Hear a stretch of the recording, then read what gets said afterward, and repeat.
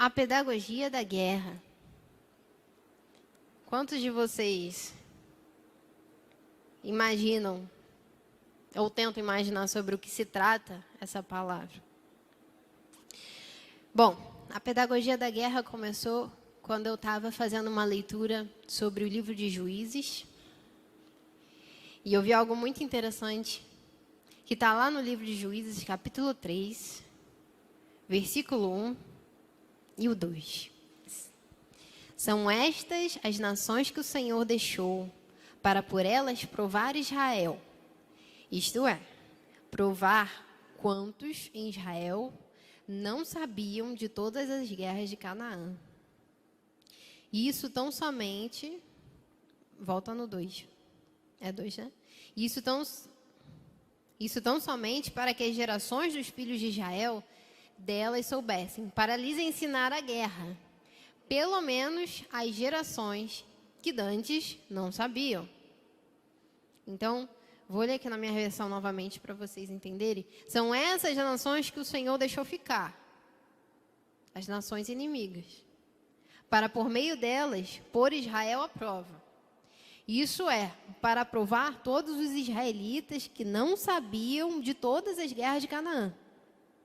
Isso fez tão somente para que as gerações dos filhos de Israel conhecessem a guerra, para lhes ensinar a guerra, pelo menos gerações que anteriormente não sabiam. Senhor, meu Deus e meu Pai, muito obrigado por essa palavra, Senhor. Nós entregamos, Senhor, o nosso coração como um terreno, Pai, para que o Senhor já está arando a terra e preparando para receber, Senhor, essa palavra. Que o Senhor gere frutos, Senhor, e que o Senhor trabalhe em nossos corações através daquilo que o Senhor vai falar. Em nome de Jesus, amém. Então, o contexto dessa história se passa no período da transição após a morte de Josué. E esse período da morte de Josué, ela representa uma das maiores crises de transição na história de Israel. Então, você imagina, lá no tempo de Josué, né? O Josué, que antigamente era Oséias, ele estava no Egito com Moisés, eles saem do Egito, eles ficam no tempo, né? Ali onde Moisés está liderando, Moisés morre, e ali existe uma transição de liderança. Josué passa a liderar o povo de Israel, o Senhor confia a ele a autoridade, né, que ele teria ali de levar o povo até a terra prometida. Então, juntamente com Josué, a palavra diz que existe uma geração, que o Senhor esperou uma geração sair, morrer, para que uma geração, juntamente com a nova geração estaria com Josué, pudesse entrar na terra prometida. E de repente a gente se encontra num lugar onde Josué morre, e juntamente com ele, os anciãos que faziam parte daquela geração que o Senhor esperou chegar para entrar na terra prometida, também morrem. Eles foram os únicos que viveram, até então, os grandes milagres e os grandes testemunhos, deixando para trás uma geração que não tinha experiência da guerra. Eles não tinham ainda a experiência de depender de Deus e ter os seus próprios testemunhos, sem terem vivido na sombra dos seus pais. Então, exatamente isso que ele fala. Tão somente para que as gerações dos filhos de Israel soubessem, para ensinar a guerra. O Senhor estava falando, vocês precisam aprender a guerra. Vocês precisam entrar no campo de batalha. Então, lá em Juízes 2, 6, ele fala, vendo Josué despedido do povo, foram os filhos de Israel, cada um a sua herança para possuírem a terra. Serviu o povo ao Senhor todos os dias de Josué e todos os dias dos anciãos que ainda sobreviveram por muito tempo depois de Josué e que viram todas as grandes obras feitas pelo Senhor a Israel. Faleceu Josué, filho de Num, servo do Senhor, com a idade de 110 anos. Então Josué morreu e ainda ficou um tempo uma galera lá, os anciãos vivendo, e eles eram as únicas referências de guerra. Eles eram, a Bíblia fala que Israel serviu ao Senhor durante todos os dias de Josué e dos anciãos que também viram os milagres do Senhor. Esses homens, esses anciãos, eles eram homens de bom testemunho, valentes, verdadeiros veteranos de guerra. E o seu exemplo como líder, o de Josué e de todos os anciãos, arrastava aquela multidão. Eles eram, como diz, né, que o exemplo arrasta, eles arrastavam aquela multidão, eles eram uma referência, eles eram, sabe, aquele avô, aquela avó, aquele ancião, aquela pessoa que tem respeito. Olha, esse é veterano de guerra, ele estava lá quando a muralha de Jericó caiu. O cara tinha referência. Aquela era a geração que saiu do Egito, que presenciou o deserto, que lutou e conquistou a terra prometida, que comeu maná, que bebeu da rocha, que atravessou o Jordão, que viu as muralhas de Jericó caírem, viram Josué dar a ordem ao sol e à lua, e assim Deus realizar o pedido de um homem. Eles morreram também. E aí Juízes 2:10 vai falar que toda aquela geração,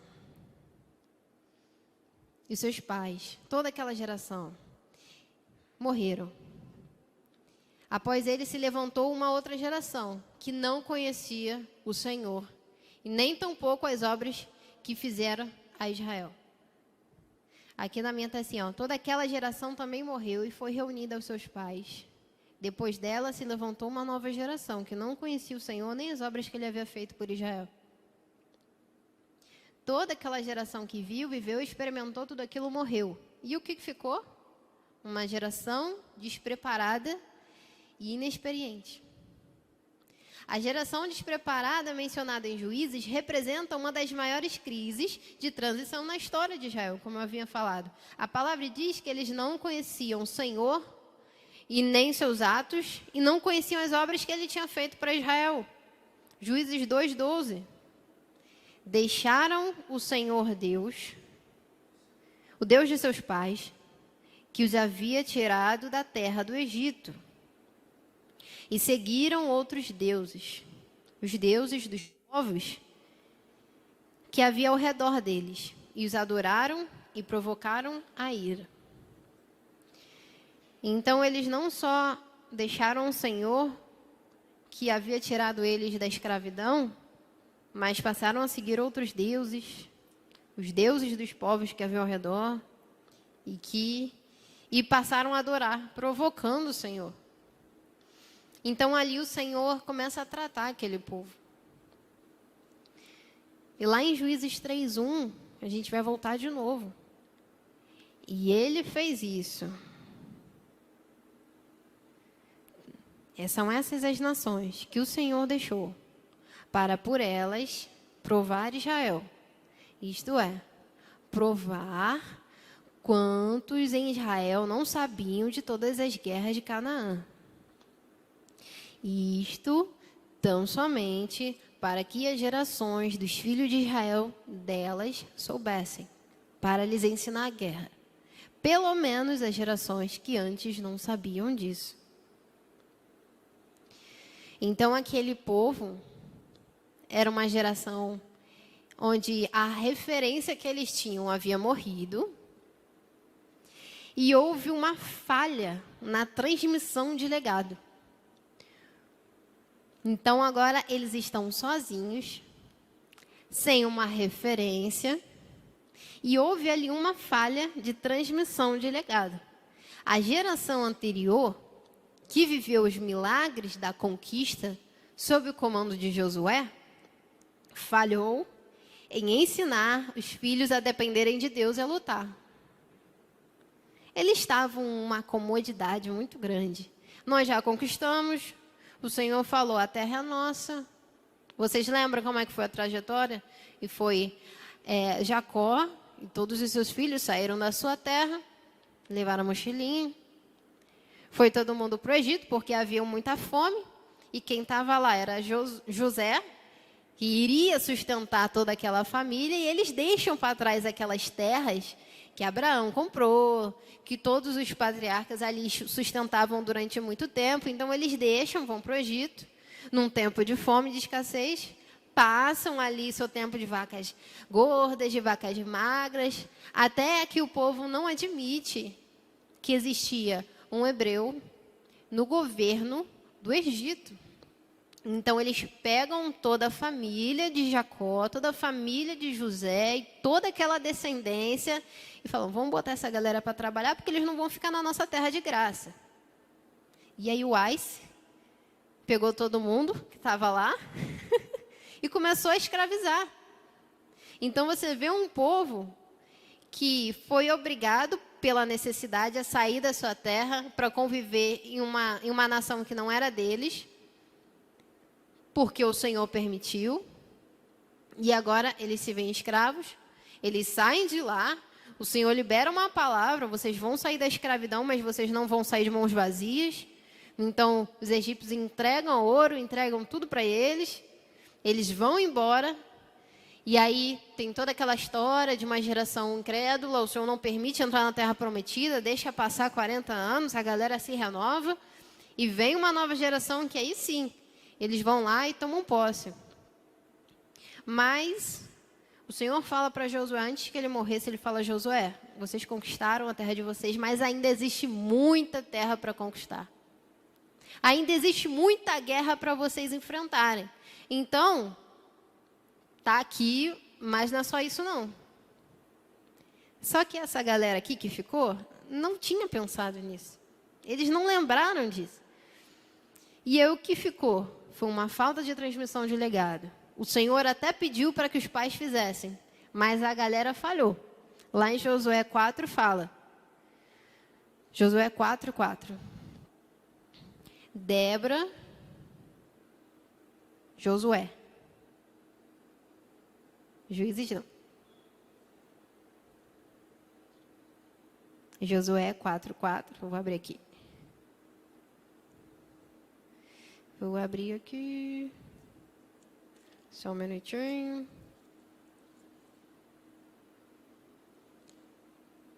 Só um minutinho. Josué 4. Já foi? Tá.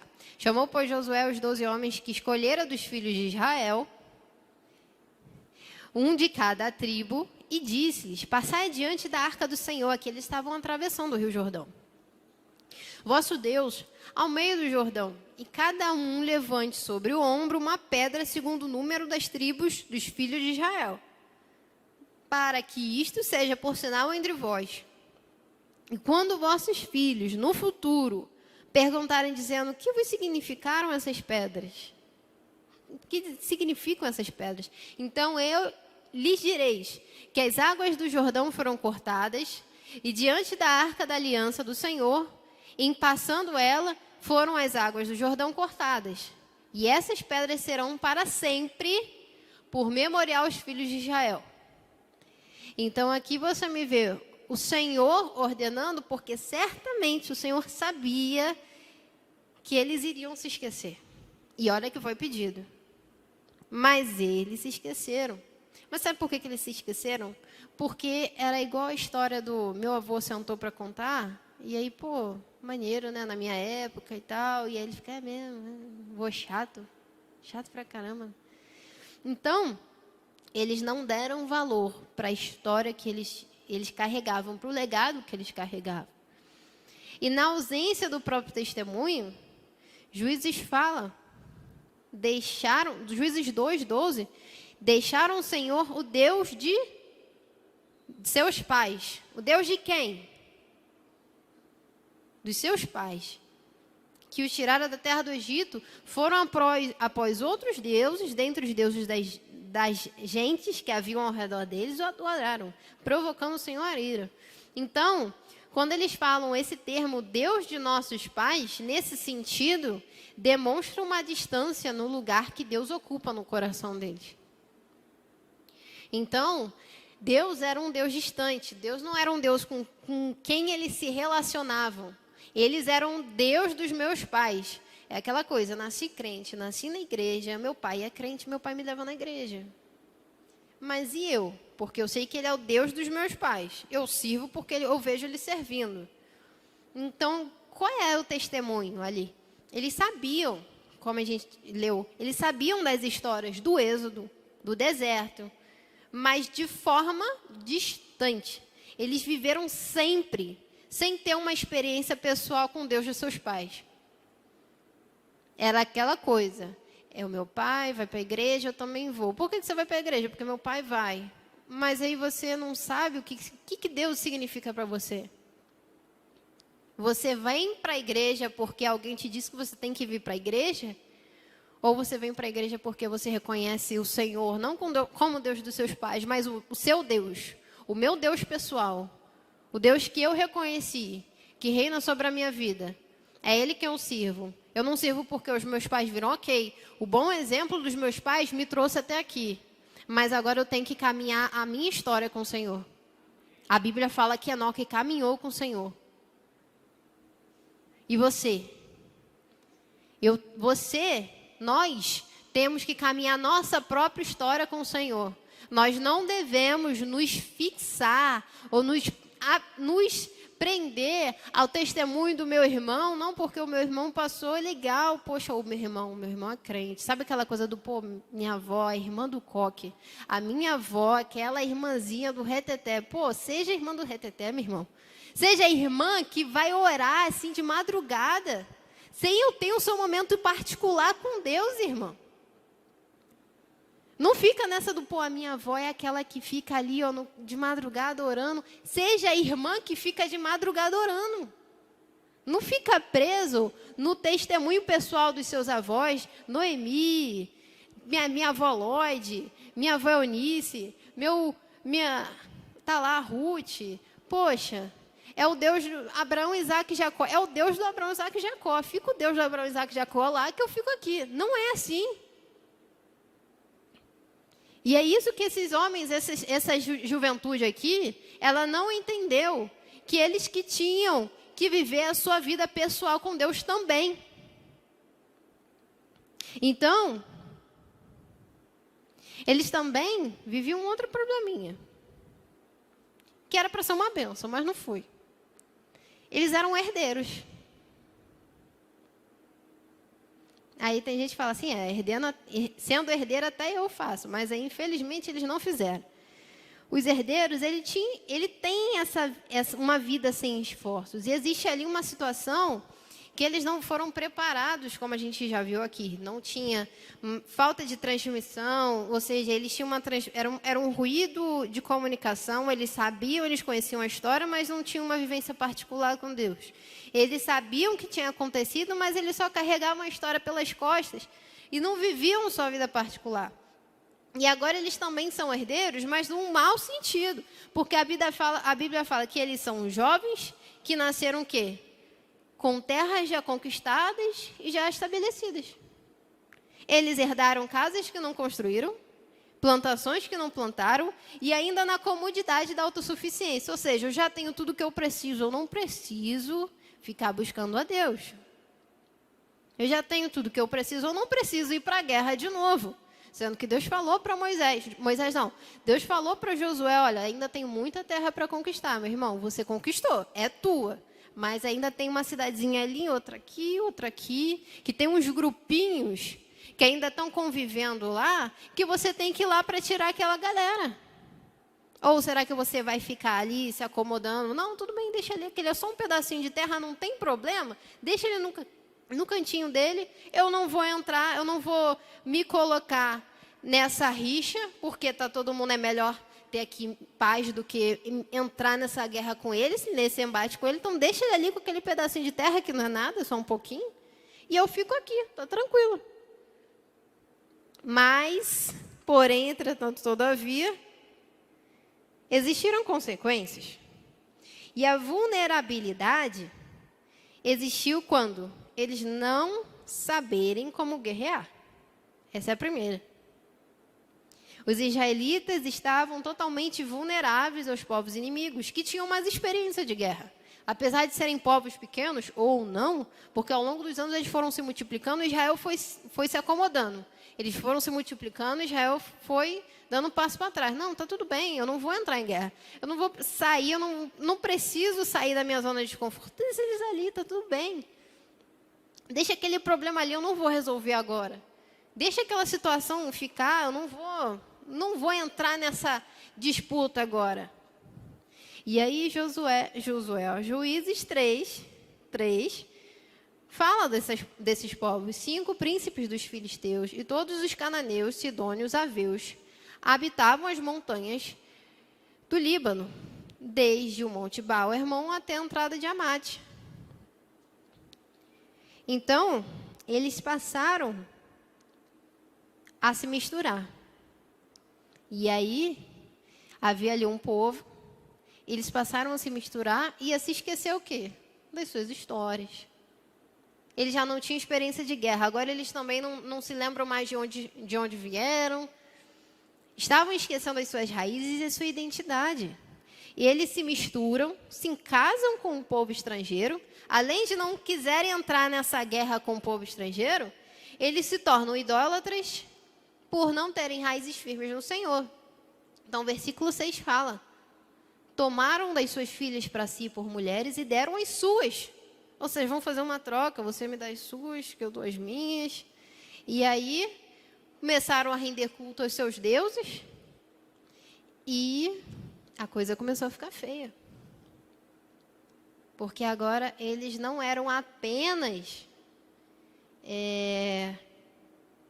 eles não eram apenas um grupo acomodado, mas um grupo agora que do nada a ver. Eles começaram a se misturar.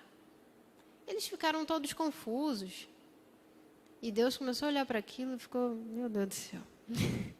Eles não entenderam a pedagogia do Senhor. Eles não entenderam que eles perderam a sua identidade e como povo de Deus, e também não tinham mais referência. Eles agora estavam se adaptando à referência negativa daquele povo. Então aí a gente começa a entender a pedagogia de Deus, da guerra. Porque eles não entenderam. A oportunidade que Deus deu para eles e falar assim, agora vocês vão escrever a sua história.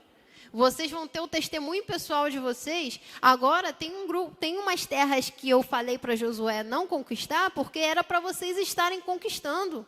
Era para o nome de vocês estar escrito no livro de Juízes. Ou seria outro nome, de repente? Porque foi depois dessa passagem aqui, no capítulo 3 de Juízes, que virou-se o ciclo de Juízes. Por causa de uma geração como essa que não se posicionou. Então, Juízes 3:1 fala, novamente, são essas as nações que o Senhor deixou ficar. Por que o Senhor deixou ficar? Para pôr Israel à prova. Para provar os israelitas que não sabiam das guerras de Canaã. E ele fez isso para que as gerações dos filhos de Israel conhecessem a guerra. Para lhes ensinar a guerra, pelo menos as guerras que anteriormente não sabiam. Juízes 2, foi, né? Então, 2:23. Juízes 2:23. Assim o Senhor deixou aquelas nações e não as expulsou logo, nem as entregou nas mãos de Josué. Deus tinha deixado uma galera ali, ainda, que precisava ser derrotada. Deus não deixou o povo inimigo apenas para permitir a guerra. Eu estou a fim de fazer uma guerra aqui de graça, não. Mas para ensiná-los e para pôr eles à prova, pois eles ainda não tinham experiência de batalha. Eles ainda não tinham experiência de vida. Eles eram ainda jovens que precisaram entender o valor que eram as terras que eles haviam conquistado. Então, o primeiro ensinamento que o Senhor queria passar é que eles precisavam depender espiritualmente do Senhor. A pressão e os conflitos serviam para que eles aprendessem a depender totalmente de Deus e a confiar nele de todo o coração. Assim como no período de Josué, só que agora precisavam experimentar o Deus de seus pais. Então, talvez seja aquele momento que você está passando por uma luta e você falou assim, Senhor, eu nunca passei por isso antes.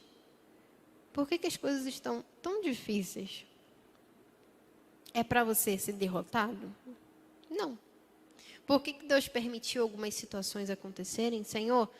Porque eu sou contigo.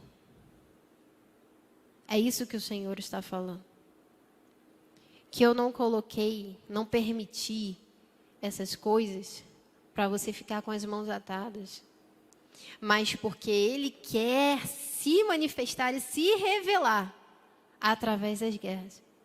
E manifestar a sua glória. E ensinar a depender dEle. Totalmente dEle. Quando faltam recursos financeiros, quando faltam recursos emocionais, quando faltam muitas vezes recursos físicos, espirituais, biológicos, fisiológicos, o que for. Ele vai ser o único a quem você vai poder recorrer. E é aí que você vai entender que ele, de fato, sempre foi e sempre será a sua primeira e a sua única opção. O segundo ponto era estratégico. Eles precisavam ser habilidosos e corajosos. Deus orientava para, através das batalhas, aprenderem a lutar e a defender a herança que receberam. A guerra, ela também veio para trazer valor às coisas. Às vezes a gente não dá valor para as coisas que o Senhor nos dá.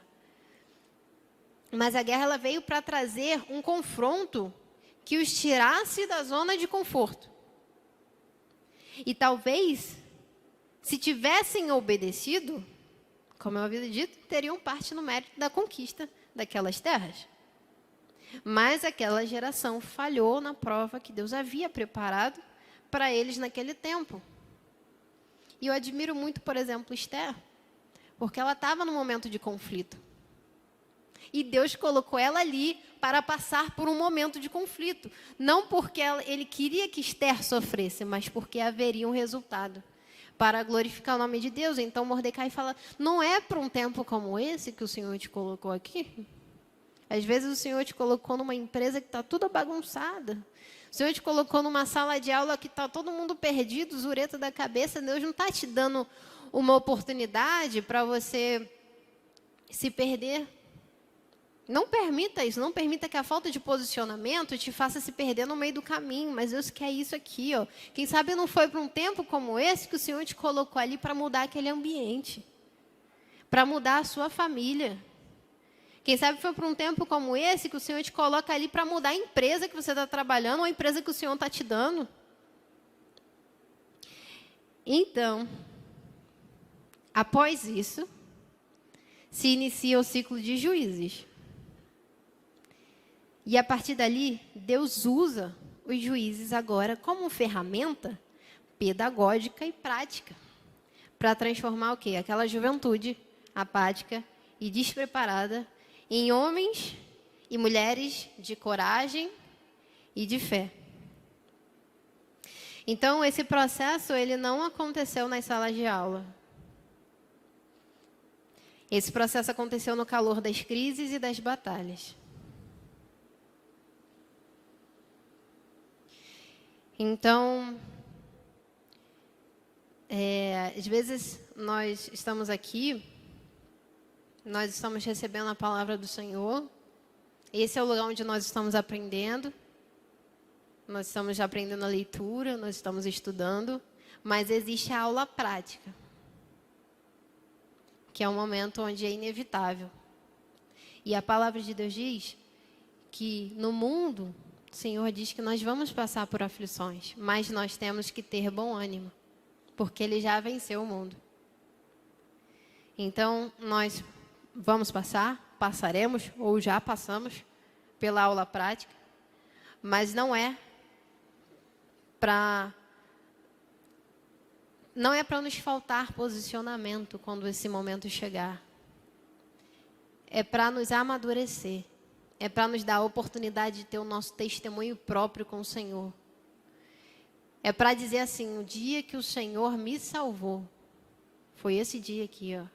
Não é, pastor? O dia que o Senhor te curou de um câncer. Foi para ti? Não. Foi para a glória do Senhor, não foi? Quantos testemunhos o Senhor arranca, né? Evangelismo, orações, trabalhos. E é isso que Deus vai fazer. Cada testemunho que você passar, irmão, é para arrastar a multidão. É para fazer obras maiores. É para realmente levar o nome de Deus. E aí nós vamos voltar a falar daquele grupo abençoado, sobre os povos que ficaram e como Israel reagiu à aprovação de Deus. Juízes 3, versículo 5.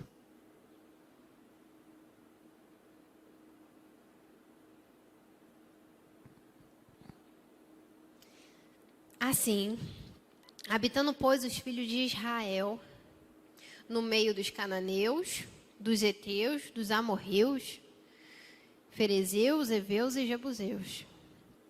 Tomaram das suas filhas para si por mulheres e deram as suas próprias aos filhos deles e rendiam culto aos seus deuses.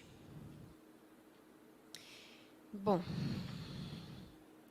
então Israel não enxergou a guerra entre os seus inimigos como uma provação do Senhor. Pelo contrário, ele se adaptou. Ele se acostumou com o cenário da oposição. Ele se acostumou com o problema. Sabe aquela coisa a pedrinha no pé? Ele já está a pedrinha no pé, já está aí há muito tempo, vai continuar ficando. Aí você se adapta ao ambiente, ao problema. Sabe quando está acontecendo um problema, você começa, não pode falar isso. Não pode fazer isso porque senão vai atrapalhar, porque senão vai estressar, porque... E aí você começa a ficar contornando o problema e adaptando o cenário ao problema. Tem gente que recebeu um diagnóstico de doença e está, não, tudo bem, mas aí o médico falou que não pode, então então a gente vai... Claro, irmão, tem que seguir a orientação do médico, pelo amor de Deus. Mas você começa a adaptar o ambiente para o problema, ao invés de você já estar adaptando o ambiente para o milagre. E você começa a se adaptar com o território inimigo. Você começa a permitir continuar convivendo com o inimigo como se nada tivesse acontecido. Além disso, você deixa o Senhor, porque você acha, não, o Senhor já tem vários problemas para resolver, eu não vou meter o Senhor no meio disso. Você começa a criar ainda mais laços com o inimigo, porque é o que ele fez. Ele, além de conviver com o inimigo, ele começa a se dar em casamento com o inimigo, começa a criar laços com o inimigo, e começa a se manter em um ambiente cheio de referências negativas. Eles não se tornaram protagonistas das suas vidas. Se tornaram vítimas da opressão. Porque não se posicionaram. Então, a falta de posicionamento te leva ao comodismo, à adaptação, à aliança e a ambientação às referências negativas.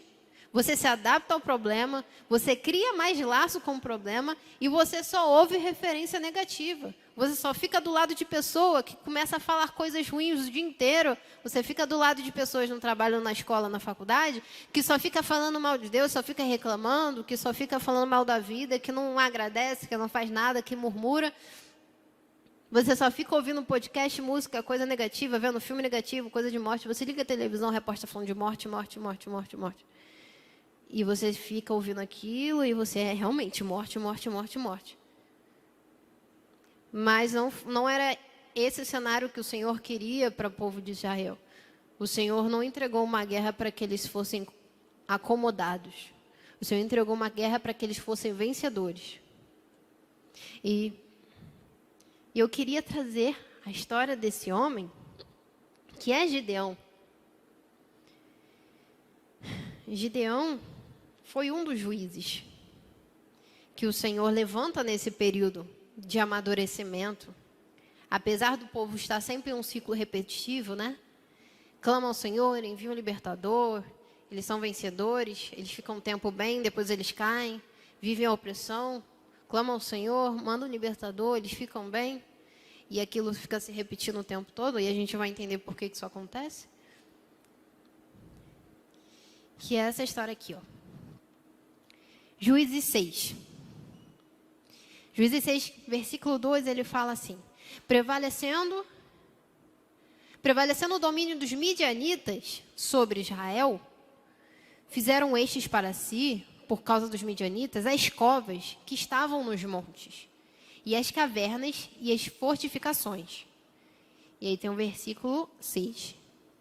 Assim Israel ficou muito debilitado com a presença dos midianitas. Então, os filhos de Israel clamavam ao Senhor. Sabe o que aconteceu aqui? Os midianitas roubavam tudo. Os midianitas levavam tudo que Israel produzia. Eles levavam gado, eles levavam plantação, eles levavam, se depender, até mulheres, crianças, o que tiver.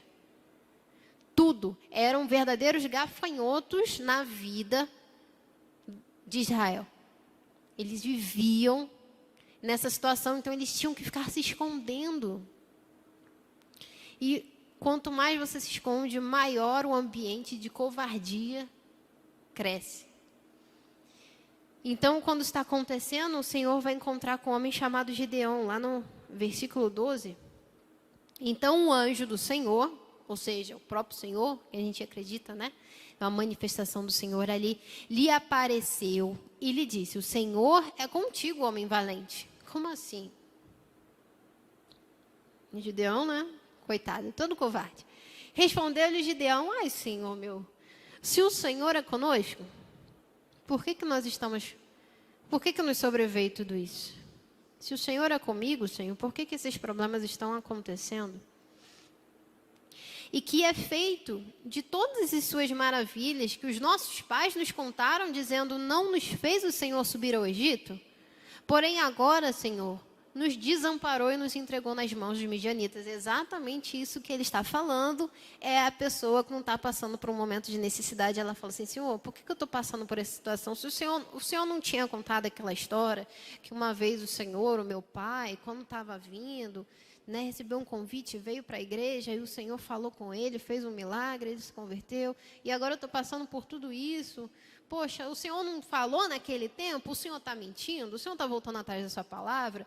Então, ele se virou o Senhor para ele e disse: vai nessa tua força e livra Israel da mão dos midianitas. Porventura eu não te enviei eu? E ele lhe disse: ai, Senhor meu, com que livrarei Israel? O que eu vou fazer? Eis que a minha família é a mais pobre em Manassés e eu, o menor da casa do meu pai. Tornou-lhe o Senhor: já que eu estou contigo, ele está lembrando, ferirás os midianitas como se fosse um só homem. Então, quando Deus entrega os seus juízes, Gideão, Otiniel, Eude, Débora, Sansão, tantos outros, ele mostra, o Senhor está mostrando através deles que covardes podem ser valentes, que mulheres podem ser referências de liderança, e até mesmo quem parecia improvável pode ser usado por Deus na batalha. Gideão, apesar de todo o seu medo e apesar de o tempo inteiro estar colocando o Senhor à prova, que ele fica: Senhor, me dá um sinal, me dá um sinal, me dá um sinal. O Senhor teve misericórdia e falou assim: Gideão é um homem valente, porque diferente daquela galera, ele vai ter participação comigo na história desse lugar. Aqueles homens enxergaram que aqueles inimigos, eles enxergaram os inimigos como um ponto final, mas era o ponto de partida para escrever uma história linda de superação com Deus. As suas lutas servem para te ensinar quem é Deus na sua vida, e ainda que exista alguma deficiência, ela aponta para o único que pode solucionar e mudar a sua vida. Alguém como Gideão, que se escondia por se considerar o menor da sua casa, e por todo o cenário de furtos e de ameaças que eles viviam nos midianitas, ele percebe que mesmo com as suas limitações e suas fraquezas, ele se rende diante de Deus. E agora Deus é com ele. E eu posso dizer assim, que ele realmente foi um homem valente, porque depois disso, a primeira coisa que Deus falou para ele fazer é: sai daqui, vai na casa do seu pai e derruba os ídolos. Derruba os ídolos de Baal, de Astarote, derruba tudo. Israel estava vivendo uma vida totalmente comprometida com a idolatria. Então, era a coisa mais absurda que você poderia ver naquela época, era alguém vir derrubar a imagem de algum deus cananeu. Porque era a coisa mais absurda. Eles estavam servindo, e muito, aqueles deuses. Mas estava adiantando de nada. E a primeira coisa que o Senhor fala é: sai daqui e derruba os altares aos seus ídolos. Da casa do seu pai. Porque esse não era o termo, o Deus dos seus pais. E o Senhor está justamente indo lá: agora você volta para a casa do seu pai e derruba o altar de idolatria que levantou contra mim. E então, eu queria que vocês entendessem, pensassem agora, refletissem um pouco. como que o Senhor tem te ensinado nesse tempo que você anda, como que o Senhor tem moldado a sua visão para enxergar que Ele está permitindo algumas coisas, mas Ele está ali para manifestar a glória de Deus através da sua vida. Que o Senhor está conosco, o Senhor tem uma aliança conosco. Que o Senhor não nos desampara, que o Senhor não nos deixa sozinho, que o Senhor não deixou de ouvir as nossas orações, o Senhor não deixou de colher nenhuma das nossas lágrimas. E que o Senhor, Ele continua do nosso lado, preparado para andar conosco e lutar as nossas batalhas, porque a batalha não é nossa, a batalha é do Senhor. E por último, eu queria trazer o exemplo de um homem que é Jacó. Jacó, todo mundo lembra quem é Jacó, né? Então, Jacó, porém, ficou só. Então, aqui eles estavam atravessando o mar, o rio, né? Lá, o lugar. Antes de começar, eu vou só dar um contexto para vocês. Só para vocês se lembrarem. Então, Jacó está atravessando, manda a família na frente com as coisas, ele fica sozinho. E ele começa a lutar com o homem. Até a noite ir embora, até amanhecer, ele ficou lá, lutando. E vendo o anjo, que não prevalecia contra Jacó, tocou juntamente na sua coxa e se deslocou a juntura da coxa de Jacó, lutando com ele. E disse: deixe-me ir, pois já a alva subiu. Porém, ele disse: não te deixarei ir, se não me abençoares. E disse-lhe: qual é o teu nome? E ele falou: Jacó. Então disse: não se chamará mais o teu nome como Jacó, né? Mas Israel, porque como príncipe lutaste com Deus e com os homens e prevaleceste. E Jacó lhe perguntou e disse: dá-me, peço-te, a saber o teu nome. E disse: por que perguntas pelo teu nome? E abençoou ali. Chamou Jacó o nome daquele lugar Peniel, porque dizia: tenho visto Deus face a face, e a minha alma foi salva. E saiu-lhe o sol, quando passou a Peniel, e manquejava da sua coxa. Então, existem guerras que vão mudar a nossa vida. Existem lutas que quando nós nos colocamos ali, o Senhor muda a nossa vida, o Senhor muda até o sentido do nosso nome, o Senhor toca na nossa vida de um jeito que nós nunca mais vamos ser os mesmos. Uma vez que nós nos encontramos com o Senhor, Ele muda a nossa vida de um jeito extraordinário. E carregar as marcas dessa história ao lado do Senhor é dizer: olha o que Ele fez na minha vida. Nunca mais Jacó se chamou, ou foi conhecido como enganador, como 7-1, como o cara que estava lá enganando todo mundo. Sabe por quê? Porque a vida dele foi transformada. A guerra, a luta que ele se colocou com o Senhor, mudou a vida dele drasticamente. O mesmo Deus que foi com os seus pais, é Deus contigo. Ele não é Deus de longe, mas Ele é Deus de perto. Então, as nossas fraquezas, elas apontam para Deus. E é nele que nós devemos ser totalmente dependentes. A luta que Jacó enfrentou, meu amado, mudou a vida dele para o resto da vida. Ele viu o Senhor face a face e ele foi salvo. Ele viveu algo extraordinário. E talvez o Senhor esteja dando a oportunidade dessa luta para nós termos as nossas vivências, a nossa experiência com Deus, a nossa mudança de atitude, mudança de mentalidade, a mudança de mente, a mudança de rota, a mudança de amizade, mudança de ambientes, uma verdadeira metanoia. As nossas fraquezas, as nossas limitações, as nossas deficiências, as nossas batalhas, os nossos conflitos não servem para nos paralisar e muito menos para nos acomodar, mas servem para nos moldar e nos transformar naquilo que o Senhor deseja e nos fazer caminhar juntamente com Ele. Então, para terminar, eu queria chamar já o Ministério de Louvor. 2 Coríntios 12, 9 fala: então, ele me disse: a minha graça te basta, porque o poder se aperfeiçoa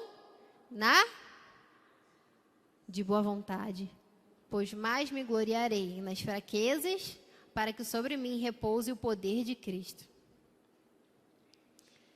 Então, meu amado, a graça do Senhor nos basta. E o Senhor já atendeu as nossas orações. O Senhor já lutou as nossas batalhas.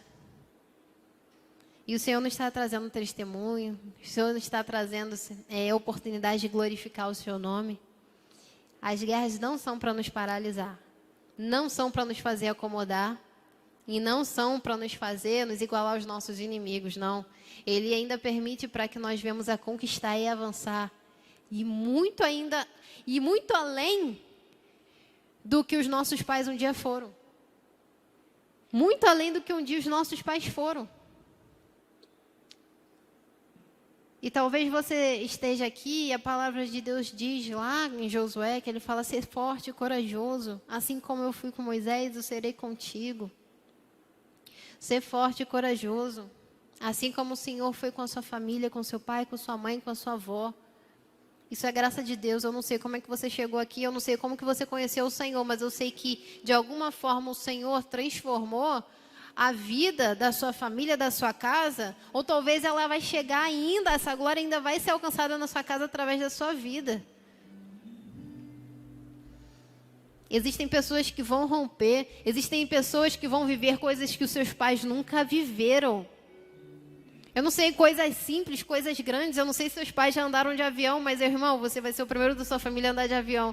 Eu não sei se seus pais já saíram do país, mas vocês vão ser os primeiros a saírem do país. Eu não sei se seus pais viveram um momento de fartura tão grande que você vai viver, mas o que o Senhor tem para fazer na sua vida ainda é muito maior.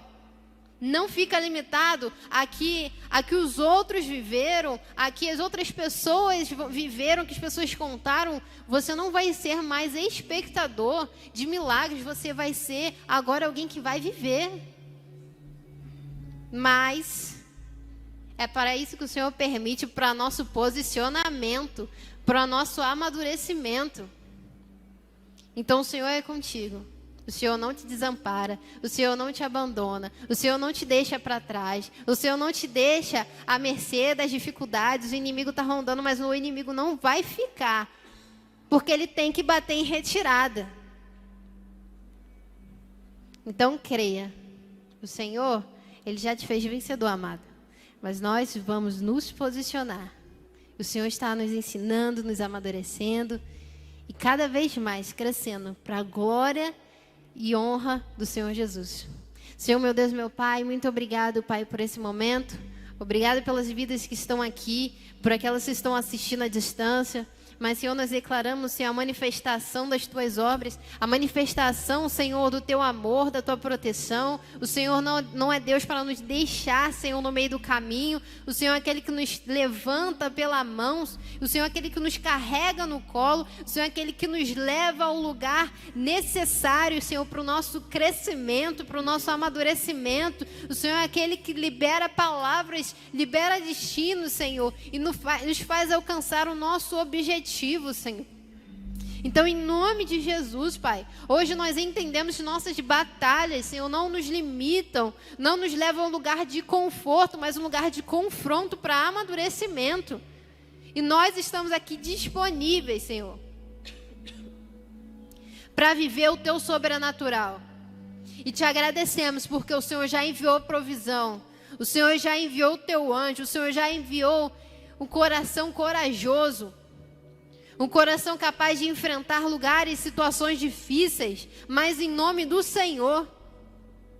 O Senhor está nos levando para ser como Gideão, como Otiniel, Senhor, como Débora na nossa casa, no nosso trabalho, na nossa vida, no nosso emocional, no nosso financeiro, no nosso profissional. O Senhor não nos está dando guerras para sermos totalmente largados. O Senhor está nos dando oportunidade de viver o sobrenatural contigo. E hoje nós somos e nós declaramos que somos mais do que vencedores. Porque contigo, Senhor, nós atravessamos, Senhor, o mar. Nós passamos pelo meio do fogo, mas nós não vamos submergir, nós não vamos ser queimados. O Senhor vai nos proteger, o Senhor vai nos guardar. Nós te agradecemos, Jesus. Nós te agradecemos, Senhor. E nós te amamos, Senhor. Nós te agradecemos. Mais uma vez, Senhor, glorificamos o teu nome aqui, Pai. Em nome de Jesus. Amém.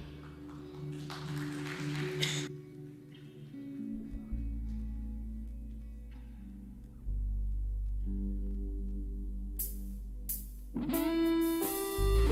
ficar de pé para louvar o Senhor, que trouxe salvação em nossas vidas, que peleja a nossa batalha, Ele luta ao nosso favor. Nós damos graças a Jesus. Glória a Deus.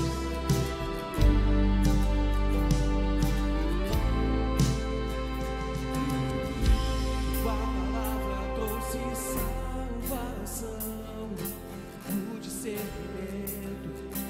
unidade para o meu coração, lá me leva a outra dimensão, pra combater o mal nas regiões celestiais. Por isso lutei até transpirar, na guerra sem carne, sem sangue a derramar. Guardei os meus pés e o meu coração. Com a mente protegida estou, segurando a espada na mão. Minha fé depositei no Senhor, na batalha eu ganhei proteção. Com a mente protegida estou, segurando a espada na mão. Meu currículo é de campeão, Rei dos reis, na palavra estou de pé, inabalável é minha fé. No dia mau, Senhor, te adorei, te busquei, quando li Efésios 6, tua armadura eu sei, e com muita precisão, me defendi,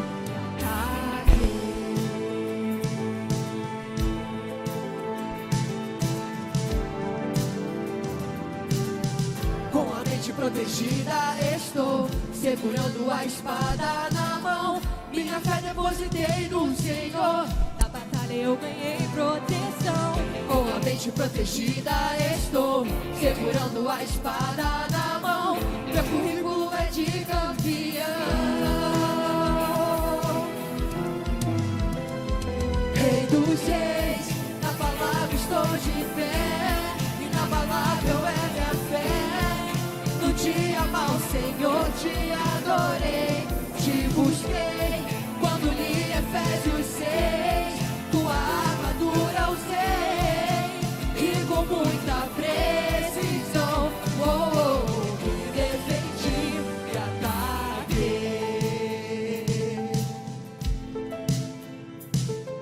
Igreja, glória a Deus, de quem é a vitória? É do povo de Deus. Igreja, glória a Deus, de quem é a vitória? É do povo de Deus. Eu tenho o capacete da salvação, eu tenho o capacete da salvação, a couraça da justiça no meu coração, a couraça da justiça no meu coração. Guardei os pés na preparação do evangelho, eu já tenho em minhas mãos espada, escudo, estou pronto pra lutar. Defesa, ataque, não posso vacilar, a porta do inferno nunca prevalecerá contra a igreja que não para de orar.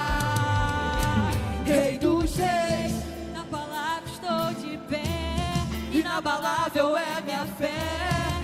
No dia mau, Senhor, te adorei, te busquei, quando li Efésios 6, tua armadura usei, e com muita precisão, me defendi, Rei dos Reis, na palavra estou de pé, inabalável é minha fé. No dia mau, Senhor, te adorei, te busquei, quando li Efésios 6, tua armadura usei, e com muita precisão, me defendi e ataquei.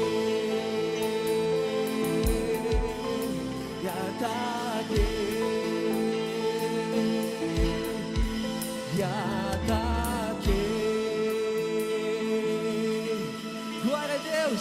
Nós entendemos hoje que o Senhor peleja as nossas batalhas e tudo há um propósito em nossas vidas. Amém. Irmão, vá em paz. Vá tranquilo que o Senhor já pelejou suas guerras. Em nome de Jesus.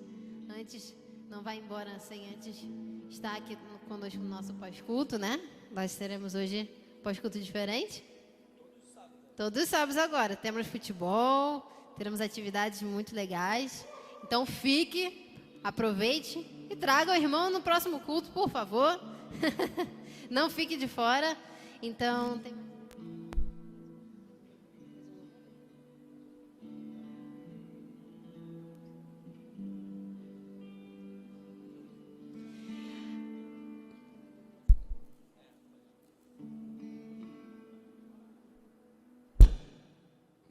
amém. Vamos mais um louvor.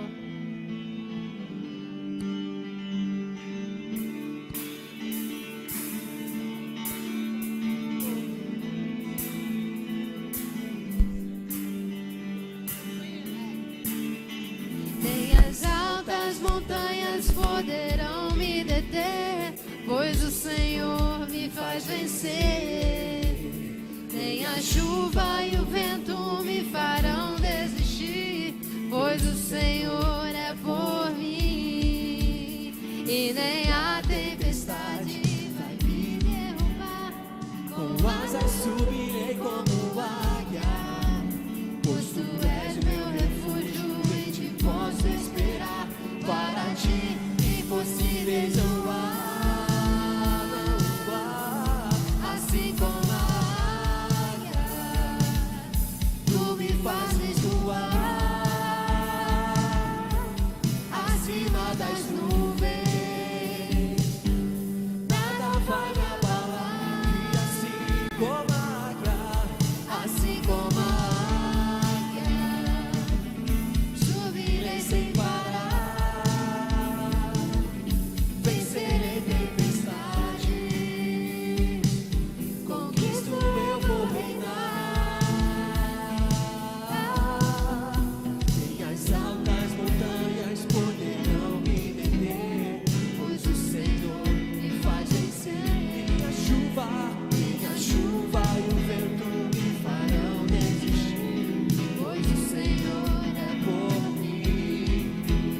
e nem A tempestade vai me derrubar, com asas subirei como águia, pois tu és o meu refúgio, em ti posso esperar. Para ti impossíveis não há, não há. assim como a águia, Tu me levas acima das nuvens,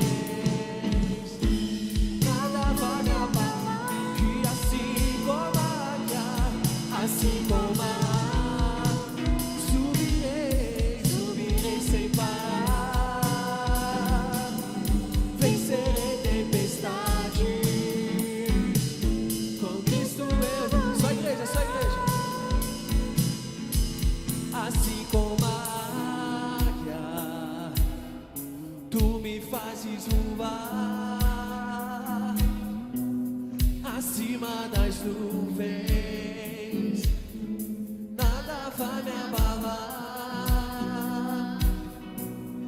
Assim como a águia, subirei sem parar, vencerei tempestades, com Cristo eu vou reinar. E assim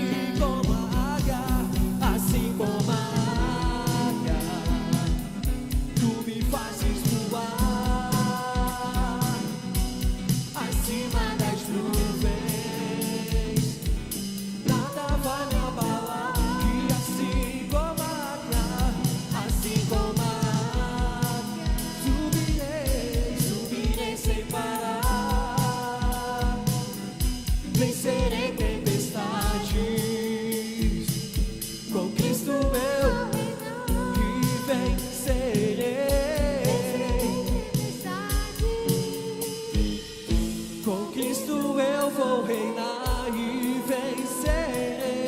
vencerei tempestades. Conquisto, eu vou reinar.